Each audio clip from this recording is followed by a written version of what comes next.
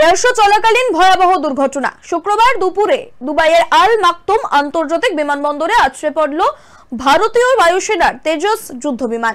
ভয়াবহ এই দুর্ঘটনায় মৃত্যু হয়েছে পাইলটের। শুক্রবার স্থানীয় সময় অনুযায়ী দুপুর 2:10 নাগাদ এই দুর্ঘটনাটি ঘটে। মর্মান্তিক সেই দুর্ঘটনার ভিডিও ভাইরাল হয়েছে এখন সোশ্যাল মিডিয়ায়। পাশাপাশি আন্তর্জাতিক এয়ার শো এর মঞ্চে এই দুর্ঘটনায় আন্তর্জাতিক মহলে মুখ পুরল দেশের। ফের প্রকট হয়ে উঠল মোদির সাধের মেক ইন ইন্ডিয়া প্রকল্প।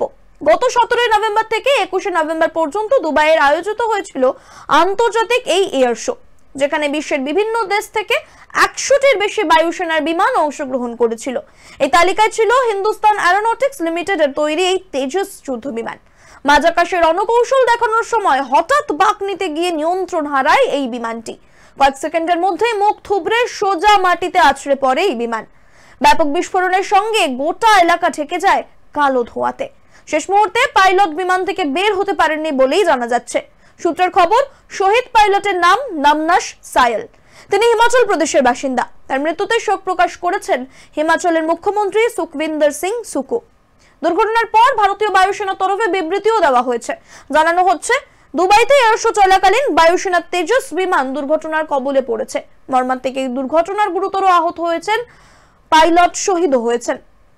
পাইলটের মৃত্যুর ঘটনায় শোক প্রকাশ করা হয়েছে বায়ুসেনার তরফে। সাহসী জওয়ানের পরিবারের পাশে রয়েছে গোটা দেশ। কিভাবে এই দুর্ঘটনা ঘটলো তা খতিয়ে দেখছে। এদিকে গোটা ঘটনা মেক ইন ইন্ডিয়া প্রকল্পে ব্যর্থতাই বলে মনে করা হচ্ছে, কারণ তেজস যুদ্ধ বিমানের ইঞ্জিন, প্রযুক্তি ইত্যাদি রাশিয়ার হলেও মেক ইন ইন্ডিয়া প্রকল্পে এটি ভারতেই তৈরি করা হয়। স্বাভাবিকভাবেই বিশ্বমঞ্চে এই দুর্ঘটনা নানাভাবেই কিন্তু নানান রকম প্রশ্ন তুলে দিচ্ছে।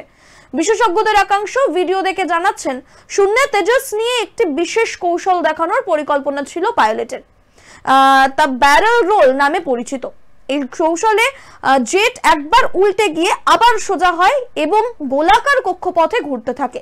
যুদ্ধ বিমানের পক্ষে এটি খুব একটা কঠিন কৌশল নয়, তবে এমনটাই কিন্তু মত দিচ্ছেন বিশেষজ্ঞরা। এছাড়া এতে পাইলটের সামান্য সময়ের জন্য বিমানের মধ্যে উল্টে থাকতে হয়, অর্থাৎ তার মাথা নিচে এবং পা উপরে চলে যায়। এই সময় তেজসে গোলমাল হয়েছে বলেই প্রাথমিকভাবে অনুমান করা হচ্ছে।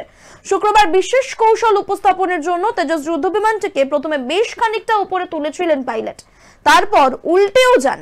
উল্টে যাওয়ার পরেই বিমানটি নিচের দিকে নামতে শুরু করে, আর সোজা হয়ে উঠতেই পারেনি। ওই সময় পাইলট বিমানের নিয়ন্ত্রণ হারান। মনে করা হচ্ছে মাটির সঙ্গে বিমানের দূরত্ব অনেকটাই কমে এসেছিল, তাই এই কৌশলটি সম্পূর্ণ করা যাচ্ছে না। অনেকে বলছেন, উল্টে যাওয়ার পর আবার সোজা হয়ে উপরের দিকে উঠতে যে গতির প্রয়োজন হয়, বিমানের সেই গতিই ছিল না।